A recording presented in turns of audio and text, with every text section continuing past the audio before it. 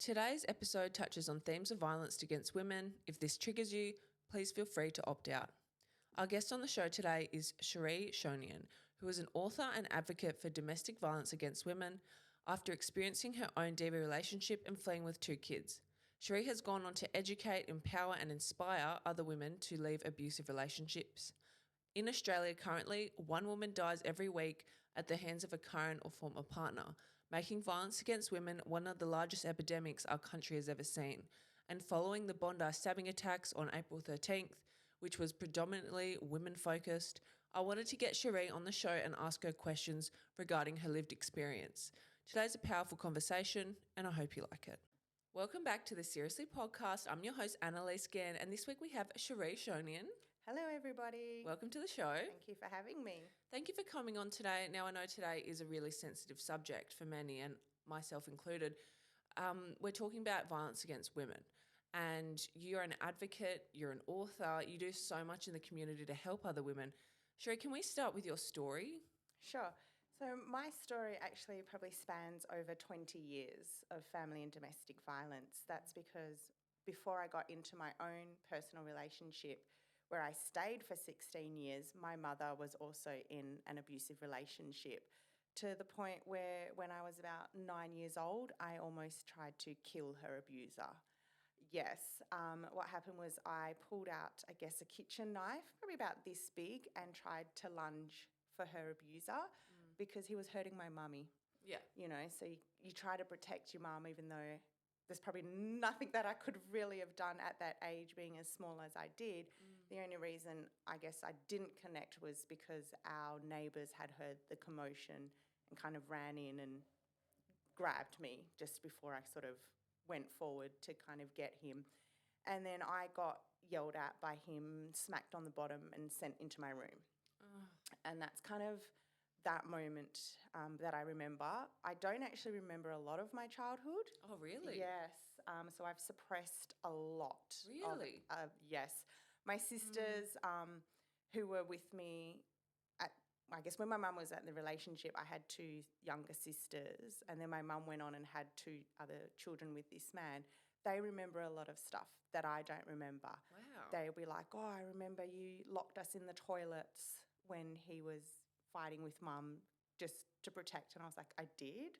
Like, they'll come up and say things. But so that's one incident I remember. But another one that I think I will always remember is, I don't even know how old I was, to be honest, but we were sitting down watching cartoons, you know, like in the mornings before they used to have cartoons Saturday morning or something like that.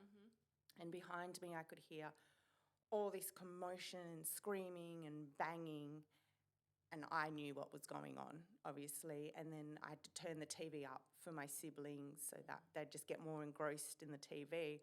And then, you know, I could hear my mum saying, stop, you're hurting me, the screaming, the yelling, all of that, you know. And as a child, when you can't see what's happening, your imagination just runs wild. So mine was running wild.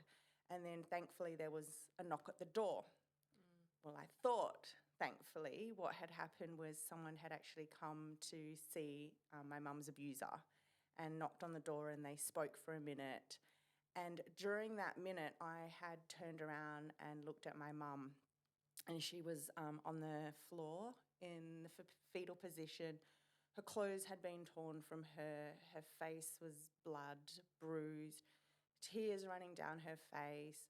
Her hair was stuck. Her hair was stuck to her face.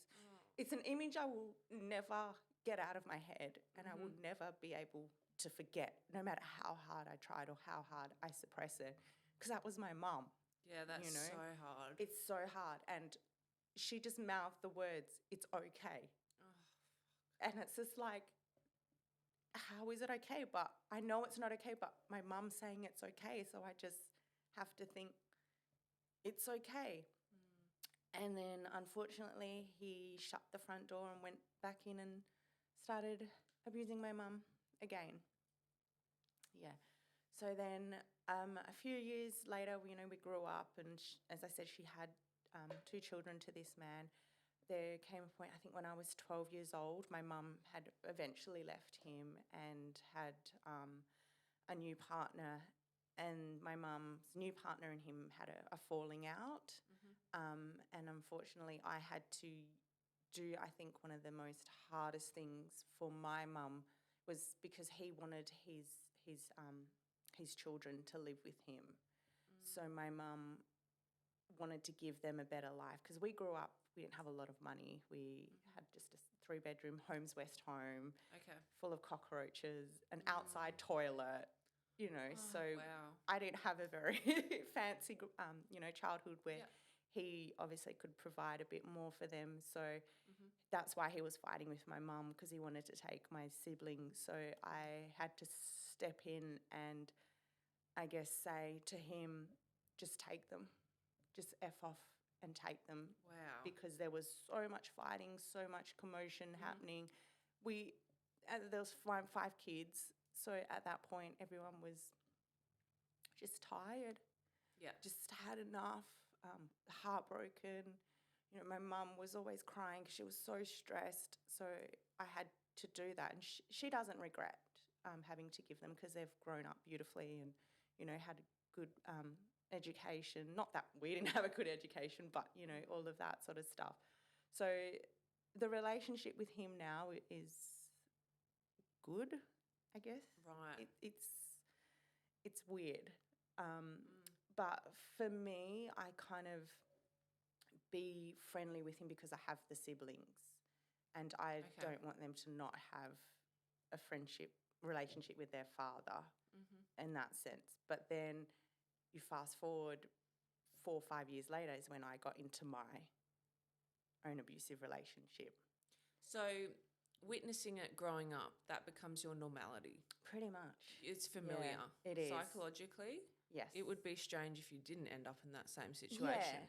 Yeah. Which a lot of people don't understand. That's it. But it's kind of like, it's wrong. Like it's in your heart and in your head, it's wrong, but there's still something that says this is normal. The conditioning from a young age. Exactly. It is. That's what it is. And it's so weird. Like, I can say that now, that it's so weird, but in the moment it was just normal. I'm so sorry that you had to go through that. So your personal relationship, you were in it for 16 years. Were you married? No. But you have 2 kids with your ex? Yes. So how did you meet? How did it start out? Yeah, so this is going to sound really naughty of me, but I'm not a naughty girl. I love naughty people. So when I was 15, I got caught wagging from school. I don't even know if this generation says wagging anymore. Means you skip school. When you skip school, yeah, pretty much. So I had gotten in trouble and I got caught by the police in the city and then got taken back to school in the back of a paddy wagon, all of that. So then I went, my mum came and picked me up and I went home and I got in trouble and yelled at, grounded, all of that stuff. And then she called my dad. So my parents had split.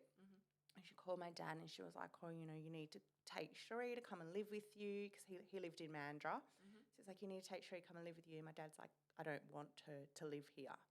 And then I heard my mum say, well, I don't want her to live here. Yeah, so in that moment, I think all my self-love, my self-worth, that I wasn't good enough, nobody wanted me, just ended, just disappeared from me. So then when I met my partner, I'm going to call him Nick, because it's just easier for me to say Nick than abuser. So when I met Nick, he showered me with love. He spoilt me, took me on dates, told me I was beautiful, all of the things that someone who's, I guess, broken inside wants to hear. And I think because of that, I latched on to him. So we met through mutual friends who knew him. We were from the same community, like the Thai community, so we kind of knew all the same sort of people. So that's kind of how we were introduced. My mum knew his mum, so it was, everybody knew everybody pretty much. So then we just sort of started dating and I just got swept off my feet, I guess. So this is the thing that a lot of people don't realise. People say, why don't you just leave? But you are so... when you meet someone like that and they treat you good, their brain is going to try and get addicted to reaching that dopamine hit again. Exactly. and going back to that good place where you first started, Exactly. even though it's not actually how it is. Yeah. And I was 16, so my That's so brain young. technically isn't even fully developed. No. So Yeah. it's whatever you can get. And being a 16-year-old girl, all we want is someone to love us. We're at that real funny Absolutely. age in our lives. Mm-hmm. So there were red flags, like standing out now. Like There what? were red flags. So I think one of the biggest red flags was it was my year 12 ball, and I'd gone to my year 12 ball with a friend before I'd met Nick, and I had just received like ball photos, and I had them in my room, and he'd come over one day because I was getting books to go to the library or something with him. So he'd come over and he'd come into my room and saw my ball photos and tore up all my ball photos that I'd had photos with the friend that I'd gone to the ball with. So I have no year 12 ball photos Oh, at all. Although year 12 was a very long time ago, but I don't have any photos because of that. And then he started screaming and yelling and left. I grabbed my books and chased after him. so the jealousy and then the verbal abuse. Yeah, Yeah. pretty much. Which we probably wouldn't even have names for back then. Exactly. Yeah. So you would have just thought it was, oh, he just loves me. He doesn't want me to have photos of any other boys. That's so sweet. You know, he just wants me for himself. So we think that's loving, which is what I think a lot of people can confuse sometimes. Like especially when you're really young, you just think, oh, he just loves me, but it can be red flags for something a lot more serious. So how quickly into the relationships with Nick did things become physical? 3 months. What? Yes. I'm so sorry. Yeah, So so- you endured literally 16 years. Literally 16 years. Wow. Yeah. So the first time he hit me was over a phone bill. Yeah. So back in the day when you used to get phone bills sent to your house, you know, they'd list all the phone numbers and all of that stuff. So he had seen some phone calls through there, but they were phone calls to my previous little boyfriend. I call him my little boyfriend that I had before Nick because he had brought me the mobile phone. So there were calls between us because he was like, oh, your mobile phone bill's arrived because he put the phone bill in his name for me. So that's basically what it was over, just talking that there were a phone bill. So Nick grabbed the mobile phone that I had, threw it on the floor and smashed it to pieces. And so obviously I was crying, screaming, why'd you do that? It's nothing, blah, blah, blah. And with an open fist, he slapped me across the face. I'd never been slapped in the face before, not even by my parents. Immediately, I had a golf-sized ball come up on the left side of my face, bruising straight away. Like it was that hard that it just swelled up so quickly. So I actually can still remember the sting of that. Wow. And then the tears rolling down my face were like fire. Like it was just burning. My face was so just hot and sore. So I actually ran inside the house because we were at a friend's apartment. So I ran inside and they all sort of stopped and looked at me like, what are you doing in here? It was like I was an alien that literally had just dropped into the house. And then he chased me and his friends was like, just get out. I don't want this in the house. And I was like, oh, okay. So then, you know. What about me? Yeah, exactly. So then I got out of the house and then I went and sat on the curb of the road. It was actually in East Victoria Park, of all places, that I remember. So I just sat down on the curb and my whole soul, my whole innocence just died. It just got left on the side of the road that night. And then Nick came and found me and he was crying and he's like, I'm sorry, I didn't mean to do it. I just love you again so much. You made me do it. I thought you were going to leave me for him. I promise I'll never do it again. All of the BS that comes with it. And then I was like, okay, no worries. So then we jumped in the car and he dropped me home. And it was a winter's night, actually, I remember, because my mum was sitting in front of the heater when I got home with the TV on. Weird what you can remember when you talk about it. And I walked inside the house and I said to her, I got kicked in the face. No, so I got hit in the face by a soccer ball today at a soccer match. And that was my excuse to explain how I had the golf-sized lump on my face and the bruising. So I had made that lie up on the drive home, which was probably like a 15-minute drive home. Can I ask why you didn't tell your mum? Were you like, because for me, right, if something like I've been in a DV relationship in my early 20s, I felt an immense amount of shame Yes. and guilt for their actions. Yes. Did you feel like that? Yes, definitely. Yeah. I think for me, like obviously the shame and embarrassment that comes around being DV is really strong. But I Yes. think a bit more so for me personally was because my mum was in a DV relationship and I feel like I should have known better, if that makes sense, because I'd witnessed her go through it. I had to step up and be a mum at 10 years old for my siblings when mum couldn't get out of bed because she was so bruised and broken pretty much, you know. So then being someone who's seen all of that and then now gone and done that myself, I think there was just that little bit more shame and embarrassment. But I was also, I guess, so in love with Nick that I didn't want to lose him Okay. in that sense as well. And there's layers because, like, my next question to you is a lot of people who are uneducated on the topic will say, well, why don't women just leave? Yeah. It's a common thing that people say, which really annoys me because, as you said before, there's layers. Yes. So they're nice, they're abusive, and then they're nice again. It's like a sandwich, right? So what are the stages of abuse? Like, how does it happen in terms of, like, you get conditioned almost? You do. And funny enough, I actually always say abusers are very smart. They are. Because they will come to you and they will be really nice because then they can work out exactly who you are, what little weaknesses you have, what can trigger you, and then eventually they'll start to play on that.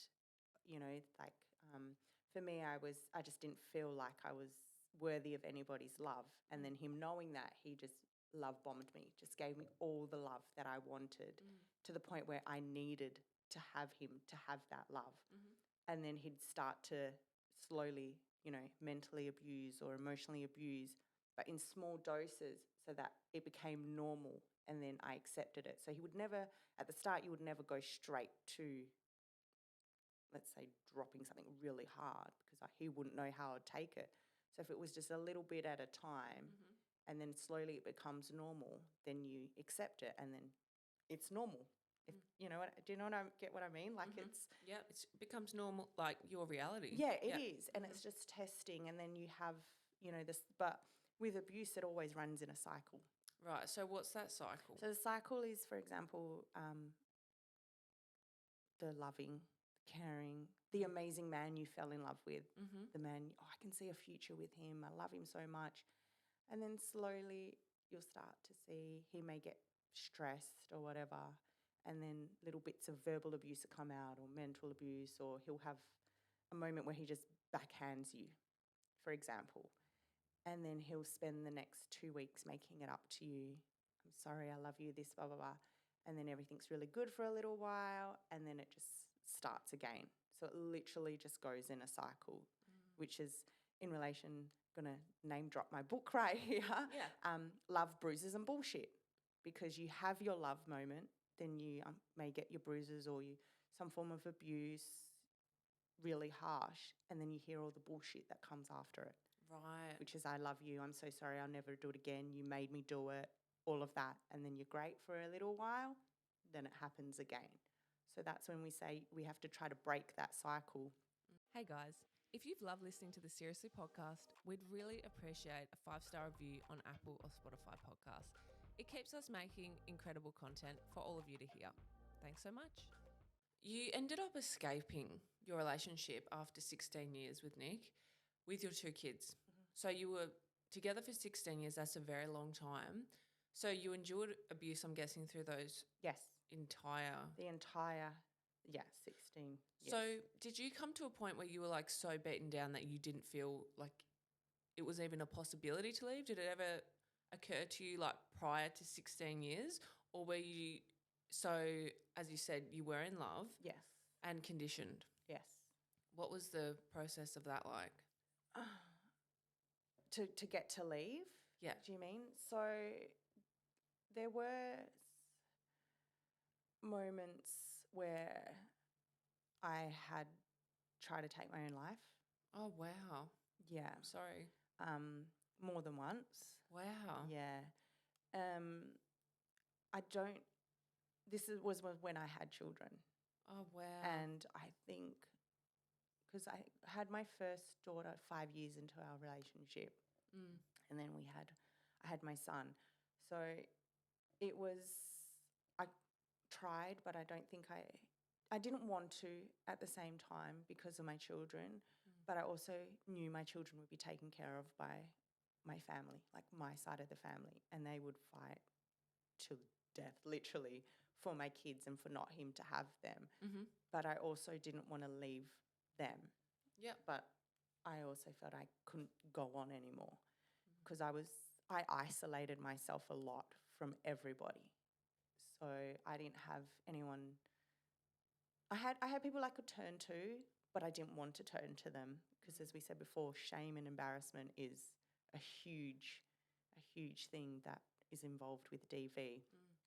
So during the 16 years, I think I left, or I tried to leave twice. Okay. Obviously unsuccessful Yep. both times, Yep. but it was more towards, I guess, the last few years of the relationship. So I would have stayed a solid 13 years or something Wow. before I even considered it. One time I tried to leave was, I just had enough, and I called my dad, and he came and got me. My dad still lives in Mandurah, and so I went up to Mandurah, and then Nick followed us up to Mandurah, and then started like screaming and banging on the door, and then everyone came out. My dad was just in his jocks. He was like running down the street, but somehow my youngest son had gotten out of the house, and so Nick had grabbed my son and started running away with him. So my dad, who was at that time quite overweight, ran down the street in his jocks, and just everyone. It's not a funny situation, but it was the funniest thing to see. Yeah. Your dad, who's 100 and something kilos in his jocks, running down the street, managed to chase Nick down with my son and grab the son, and then it was a lot of police came, and then I was at my dad's, but my dad unfortunately wasn't able to keep us there for long because he had a smaller house. So I had to come back to Perth. And so then I don't even remember where I moved into, but then Nick was always there. He would actually park his car across the street and sleep in his car. So stalk you. It's pretty much stalk me, but his excuse was like, oh, I want to walk the kids to school in the morning. I want them to see that I'm still here. And being the person I am, I felt sorry for him. Right. And then I was like, oh, okay, we'll just come and stay in the house, just stay in the lounge, and then made his way back into the bedroom. Then the relationship continued again. But the final time for me when I guess I finally left was after, 16 years. I'd been held hostage for 3 days, pretty much. What do you mean? So I was hostage. I was like, sorry, I had to go everywhere he went with my children who were probably 8 and 5, so very young still. At the time, I had to go to a friend's place with him, sit on the floor like a dog whilst he drank and ate at his feet, basically. I wasn't even allowed to go to the toilet without him following me. I wasn't allowed to do anything. The kids were in a different room, so they didn't see that. They were the other children watching cartoons, so they didn't see that sort of stuff. But the room was full of people, like his friends and their wives, and they all saw me and they didn't say anything. That's the thing, nobody called any of it out. I was only allowed to talk if someone asked me something, I had to like look at him and he would nod his head as in, yeah, you can answer. Or he would answer for me, yes. And then I would go, so, he would be like, okay, 2 a.m. He'd be like, oh, you can go home now. Go straight home, go to sleep. But I'd get home and an hour later, he'd be like, no, you have to come back now. And this is with my 2 kids. I had to take my 2 kids in and out of bed, take them around, wake them up, all of that stuff. And then eventually I just kind of snapped and I was like, no, F this. I'm done. I'm leaving. Even leaving was hard. I had to call my mum and tell my mum, I need you to come and pick me up. So my family had an idea what was going on, but never really said anything. And I think they just wanted to keep me close in a sense instead of pushing me away. So having to call my mum and actually say, I need you to come and get me because I'm leaving I spent probably like an hour or so fighting with myself whether to call her or not to come and get me, even though I knew I needed her to come. So she had a 20-minute drive. So I finally called her and she drove. And during that 20 minutes, I packed up some clothing, all of our important information, passports, birth certificates, all of that, my kids' favourite toys, and went to leave with the suitcases, and he pushed me down 2 flights of stairs. And as I was rolling, the suitcases came down with me. So I'm rolling, suitcases are rolling, I'm on the ground, the kids are in the front room, they can hear what's happening, but they can't really see. And then he's screaming and yelling, and he's like, that's what you get, for trying to leave me. Wow. That's I'm what you so get. sorry. So then he was screaming and yelling, and he's like, oh, you're not going to go anywhere. You're never leaving. And then thankfully my mum rocked up. So when my mum rocked up, he turned into a completely different person. Oh, interesting. Yeah. Was boiling his eyes out, crying, screaming, I don't know why she's leaving me. He called my mum. What a manipulator. Yes. So Ew. never in the 16 years of our relation had he ever called my mum. He'd always called her auntie, which is something that we do, like the Thai culture. We call them auntie. So he was like, Mum, she's leaving me. And I was like, what the heck? What are you trying to do? My mum's on my side. Yeah. My side. That's She's never what controlling people do. Exactly. They try and manipulate the people who love you the most. Yeah. That's it. So then you think I would just be able to leave easily? No. So we got out the front door, and our house had a gate that you had to press. He had the control, the remote. And we had a shitty bombed car because he didn't work. I had to work. So I worked this entire relationship even after I had kids. So the whole relationship I was working full time whilst having my kids and going through this at home. And he was gambling and doing methamphetamine, so he just wasn't working at this point. So we had this shitty little white Lancer, and I went to, try to get in it. He's like, you can't take the car. I paid for the car. Yeah, so I was like, okay, no worries, whatever. I'm trying to get out. I'm like, open the gate. And he's like, no. He's like, I want $5,000 for you to be able to leave. I now had to try to pay my way out of this relationship. And I was like, I don't have $5,000. Like, where am I going to get $5,000 from? It was a Saturday, so I couldn't even go to the bank if I wanted to. And he's like, well, you got to go get me some money or you can't leave. I had to leave my mum and my 2 kids there, take my mum's car and drive around to try to get money. Babe. Yes. The most I could get was $2,000. So I came back. I said, here's $2,000. He's like, oh, that's fine. Yes. What is wrong with this person? Yeah. Oh, not even a person. Not even. So then I got in the car and I broke down in that car. I don't know why though. I don't know.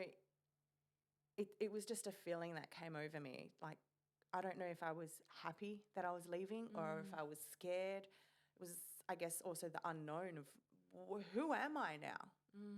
In that moment, you have so many emotions, so much happening. Then I went to my sister's because he didn't know where she lived. Oh, perfect. Well, I thought. Oh, no. So I went to my sister's and I lived on her floor for 3 months. with my 2 children, and I still went to work every day. Wow. After that, still got my kids to school, still went to work every day. And when I said we thought, he didn't know where my sister lived, whilst my mum was waiting for me to come out of the house, she decided to clean her car. She threw away some mail in my recycling bin. Oh, no. So he went through the recycling bin and then saw where she lived, which was with my sister at the time. So he rocked up to my sister's house one stage, and that broke me even more. Yeah, you're like, I've done all this work to get out. I've changed my life. I'm Yes. going to work. I'm looking after the kids. Yeah, I'm that's literally it. sleeping on the floor. And then you get that one piece of information and you Yeah. use it against me. Yeah.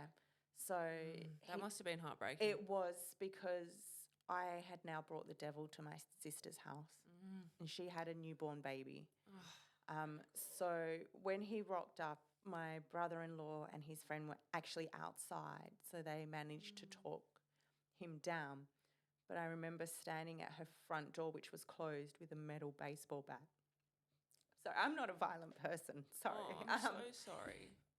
It was in that moment, as I said, I'd brought the devil to her house, and I was ready to just smack him in the head with this baseball bat if he come into the house. Wasn't even for to protect me. Yeah. But it was her and her baby. Yeah. Because I was like, she's doing me something, helping me, and this is how I repaid her, by him coming here. So she went and got a violent restraining order the next day. And so he never showed up. But the first, I guess, a month of leaving, I got incredibly sick, just from the stress, because even though I left, that didn't stop the abuse. It didn't stop the verbal abuse. It didn't stop the emotional abuse, the psychological abuse. I was getting probably 200 missed calls a day if I didn't answer the phone. Texts ranging from, I love you, I miss you so much, please come home, we'll work it out, I'll be a metal man, to F you stupid slut, I'm going to throw acid on your face, who's ever going to want you, you're so ugly and you've got 2 kids, you're so fat, and then flipping again, I'm so sorry. So just having that constantly. Wow. So he had a full psychotic breakdown. Pretty much. And then because I was so stressed of leaving and sleeping on the floor, still going to work, still going. So I was a pre-primary teacher. Wow. So I had to put on that, hi, every morning for 5-year-olds, when inside you're just dying. Broken. All of that sort of stuff. So then I think all of the abuse that came, it was just after I just kind of crashed and ended up in hospital and everything as well. And then even after leaving, which was in September, there was still, he had a fight with a male friend that had come with me so that he could see the kids, because I still being the person I am, I still wanted him to have a relationship with the kids. Of course. But who wouldn't want that? Yes. Yeah. And they wanted it. So he saw, because I made eye contact with my friend because I was freaking out, because we were in a public place. He pulled up and stopped in the road and didn't park the car and actually jumped out of the car with a pole. So he had come to see his kids, but he had come for a fight. So that day, there was a fight in front of my children, in front of KFC, blood everywhere. And the saddest thing was people filmed it. Nobody tried to stop it. Nobody called the police. And it wasn't until I said, there's children here, somebody help me, that they actually called the police. So then the next day I went and got a VRO. Yeah. Which he breached. So you get the VRO. Are you still in contact? After that day, no, I stopped. Really? Yes. How long ago was that? So March of 2016 was the last time he saw the kids. Wow. But I have seen him, because we've had to go to court just for the breaches in the VRO. So I've seen him a couple of times, and I've actually saw him last year in the shops. So I have seen him a couple of times just outside. the first few times I had panic attacks, Yep. hard. Yep. When I had the VRO, he actually sent me a text just saying, I miss you and the kids. This is my number if you need anything. That alone, I just locked myself in the closet in the dark and just hid in the corner and just cried to the point where I couldn't breathe. Because I was like, oh my gosh, it's all going to start again. It's all going to start. I can't deal with it. I've moved on. I'm good. Like, I'm getting better. So then, because of that breach, I had to see him in court. And then seeing him out the first time, I froze. I couldn't move. I had to get my girlfriend's husband to come and walk me to the car just so I could move. And then in the shops, again, just hiding. I literally run in the shop and hide. And then I start to cry. But the last time I said, what are you doing? Like, I had to really just say, stop. He doesn't have control over you anymore. That's the thing. You've got to stop. But you move on, and I've done so much therapy, but it's the triggers, and you don't know, just seeing him or hearing his voice, which is really, scary, confronting. It's just hard. Yeah. I'm so glad you're out of that. It's been nearly 8 years. Yes. Have you moved on? I have. So are you in a relationship now? Yes. Oh, congrats. Thank you. It's amazing. Yeah. And are you happy? I am. I am really happy. And I think what I can say is my past relationship, as bad as it was, it taught me what I will accept and what I won't accept now. It's given me those boundaries, and it sucks that I had to go through all the shit that I went through to understand this. But in also saying that, that's made me the person I am today. All of that. And it helps when you have a partner now who's understanding and supporting, and doesn't think that I'm just being a weirdo if I flinch at the start Of course. of a new relationship, because I've had 2 serious relationships since then. And the first one that I had, funny enough, I was always trying to make him fight with me because he was so calm, and I was like, why aren't you fighting with me? You're used to the chaos. The chaos. Yeah. And then he's like, I don't have to fight with you anymore. You've had enough fighting for your lifetime. And I was like, well, no, like argue with me, fight with me.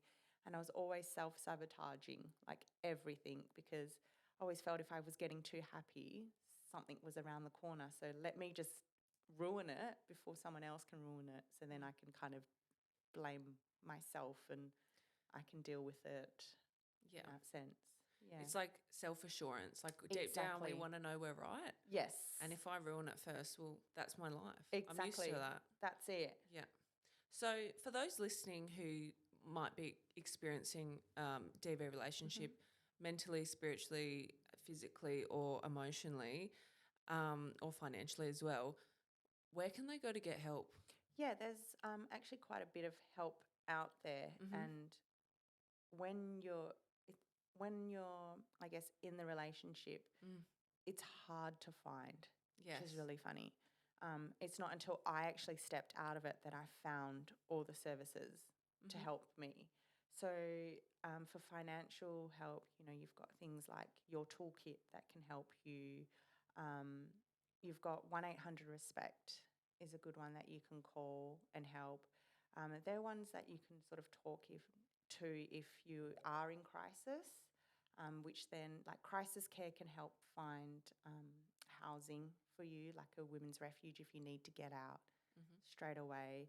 I can really recommend, like, when you're out and you're ready to do counselling, which I am now a qualified counsellor, and I'm you're taking bookings? Taking bookings, yes. Oh. So from next week. So and with that, it's just having someone to talk to who's been through the same thing, kind of really understanding. But for someone going through DV, I can really just say, like, just don't give up hope. Like, and also don't be too hard on yourself, because, like, if you're trying to leave and you've already left once or twice and you've gone back, just don't think you're a failure, because it can take up to 7 times before you can actually successfully leave. And just remember that each time you're just getting stronger and stronger.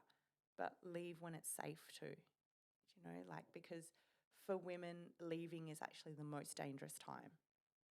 That's when, unfortunately, most women are being killed or, beaten really badly. And also on anniversaries of leaving is when women are getting killed the most. Another thing I would say is reach out, talk to somebody. As easy it is to isolate yourself because you want to not share your shame and embarrassment, and you're shamed and embarrassed, you just want to be it to yourself. There are a lot of other women out there going through the same thing, and there are women who've been through it, and then they can help you. They can be your support. But just stay strong, really. You are strong, I would say, because you're surviving every day. It takes a strong person to have to sit in that relationship for so long. So this mindset of sometimes we're like, oh, we're so weak, we can allow a person to do this. As hard as in that moment, try to flip that switch and just be like, I'm strong enough to be here. I'm still here. I'm going to fight my way out of this. And I know it's hard. I freaking know how hard it is to get there. But just keep going. And another thing, I think, to women who have children, for me, it was also, I want to give my children a 2-parent household. Sometimes staying for that reason is actually doing more damage to your children because they're now witnessing their abuse. They're now witnessing what's an unhealthy relationship that's kind of been made healthy. And that's a ripple effect for their future. Exactly. And then unfortunately, that's it. And that's continuing the cycle for them. And I say that is because my children had to go through therapy when we left. The thing, I'm going to cry again, I think, for me was my daughter was 12 years old, and now I'm a hopeless romantic. I love love.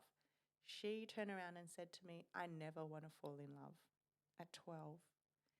And she said, I never want to have a boyfriend. That just broke me. I was like, you're 12. That's the time when we fantasize about, our beautiful weddings and our white picket fences and all of that. So, and she said that was because of the relationship I had with her dad and what she saw, what it did to me. And she even blamed herself for the way her father was. She said, was it because I was born that he went this way? It's no one's fault but the abuser. Exactly. Yeah. And they need to realise that. So we've had mutual friends, and Nick's turned around to them and said, when's it my turn for everything to be good? But how is it going to be good for you if you're still doing the same things? He's moved on, and I know for a fact that he's done the same thing to his next partner. Of course. And that he still is on the drugs and everything like that. So if you're not, he can't say when's it going to happen if he's not willing to change. Exactly. And people don't change without a lot of help. Yes, exactly. Sheree, I want to say thank you so much for coming on the show today. Everything that you've said will help a lot of women. Yes. And kids, and I'm really grateful that you've come on. Yeah, thank you for having me. And just if anybody, I do have social media. So yes, where can people find you? Yeah, so my Instagram, my Facebook, and my website are all called I Am Sheree. Just a quick little background on that. It's called I Am Sheree basically because through everything I've been through, I'm always just been Sheree. I love that. Yeah. Thank you so much for coming on. Seriously, you've been amazing. Thank you so much. Thank you guys for tuning in this week. I really appreciate it, and we'll catch you next week for another guest. Bye.